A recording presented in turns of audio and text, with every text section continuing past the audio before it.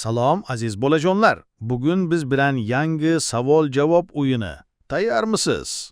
Ha, albatta. Boshlaymiz. Qani, bolajonlar, nega eski kiyimlarni tashlamasdan boshqalarga berish yaxshi? Chunki bu yordam va saxovatdir. Nega qo'pol gapga qo'pol javob bermaslik kerak? Chunki bu vaziyatni tinchlantiradi. Qani, kim aytadi, nega uyimizdagi gullarga suv quyish kerak? Chunki ular yashashi uchun suv kerak. Nega biror narsani olganimizda rahmat aytish muhim? Chunki bu odob va minnatdorchilik belgisidir.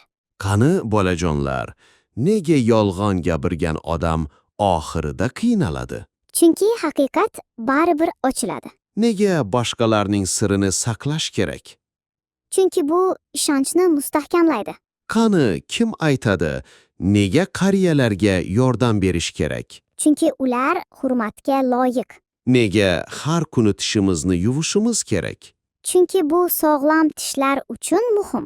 Qani, bolajonlar, nega qattiq gaplar o'rniga yaxshi gap aytish kerak?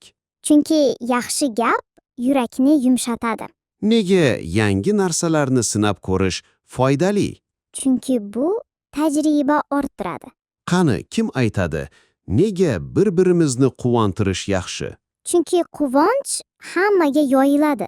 Nega qishda ham daraxtlarga g'amxo'rlik qilish kerak? Chunki ular ham tirik mavjudot. Nega kattalar gapirganda tinglash muhim? Chunki bu odob va hurmatdir. Qani, kim aytadi, nega maktabni yaxshi ko'rish kerak? Chunki u bilim maskani. Nega pulni behuda sarflamaslik kerak? Chunki u kelajak uchun kerak bo'lishi mumkin. Qani, bolajonlar, nega sog'lom ovqatlanish muhim? Chunki bu sog'ligimizni mustahkamlaydi.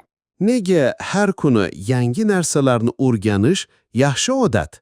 Chunki bilim ortsa, imkoniyat ham ortadi. Qani, kim aytadi, nega shirin so'z aytish yaxshi? Chunki u do'stlikni mustahkamlaydi. Nega har kuni o'zimizni yaxshilashga harakat qilishimiz kerak? Chunki yaxshi inson bo'lish hayotimizni chiroyli qiladi. Juda ajoyib. Bugun yana ko'p foydali narsalarni o'rgandik.